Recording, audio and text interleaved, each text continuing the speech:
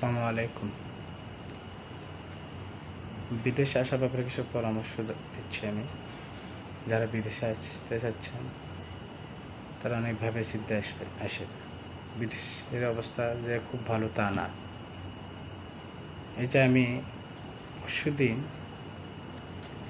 একটা ভিলাতে আমার দাওয়াত দিয়ে নিয়ে গেছিলাম, নিয়ে গেছিলাম। ওখানে উনি ৩টে লোককে ডাকলো। ৩টে লোক ২ মাস হলো বসে আছে। কিন্তু ৩টে লোককে আমি চিনি। আমার এলাকার পাশে, আমার বাড়ির পাশে গ্রাম। যাক, আমার উনি রিকোয়েস্ট করলো, ভাই দেখেন কাজ কামের ব্যাপার। আমি ওর ভিতরে একজন কাজ করছে ৫ মাস, ৫ মাস না ৬ মাস, কিন্তু বেতন ১ টাকাও দেয়নি। যাক, আমি মনে করি এই এই এই কষ্টর থেকে দেশে কষ্ট করা অনেক গুণে ভালো। এখানে আসলে সে জিনিসটা বুঝতে পারে। আমরা তো বললে বিশ্বাস করি না, আমিও নিজেও বিশ্বাস করি না।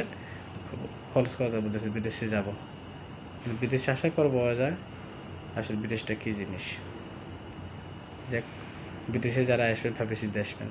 এখানে দালালের সমস্যা, এখানে কাজের সমস্যা, এখানে থাকার অনেক সময় খাওয়া দাওয়া, এই যে ভোরে ওঠা লাগে, ওটা ফির হাম্মামের সিরিয়াল, এখানে গাড়ির সিরিয়াল, ওখানে যা ফিঙ্গারের সিরিয়াল, এই যে নানা ধরনের ইয়ে।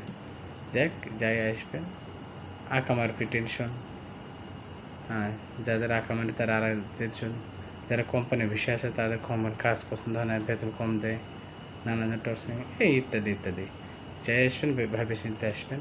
আমি মনে করি দেশেই যে ছোটো ব্যবসা হোক বড়ো ব্যবসা হোক, বাদাম বিক্রি হয়, চা বিক্রি হয়, অনেক গুণে ভালো, অনেক গুণে ভালো।